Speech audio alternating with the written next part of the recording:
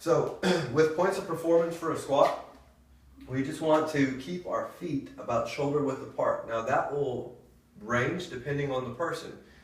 If you have longer legs, you may need to go a little bit wider. If you have shorter legs, you may be able to go a little bit narrower. If you have more mobility, you may be able to go as narrow as you want. If you don't have as much, you may need to go wider. It's all relative to your ability level. So with that being said, I want your feet to be directly under your shoulders if possible. I want you to lock your legs out completely straight, squeezing your butt so that your pelvis is in a good neutral position.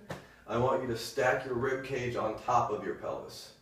Okay? So whenever we move in any kind of functional movement, we're trying to achieve a neutral spine. So everything that we do around that is to create that position. So by me setting my feet into the floor, I'm actually going to twist my feet. If you can watch me, you'll see that my knees rotate outward without my feet or toes leaving the ground. That's called torque that I'm creating in my hips. That's basically taking any space or extra slack that I would have in my joint and removing it and creating a sense of tension, okay? That tension is actually rotating my pelvis into a good neutral position, creating a base for a stable spine. The rest of it, I've got to actually get stable in my midline. I've got to squeeze my stomach, I've got to pull my shoulders back and create a nice flat back.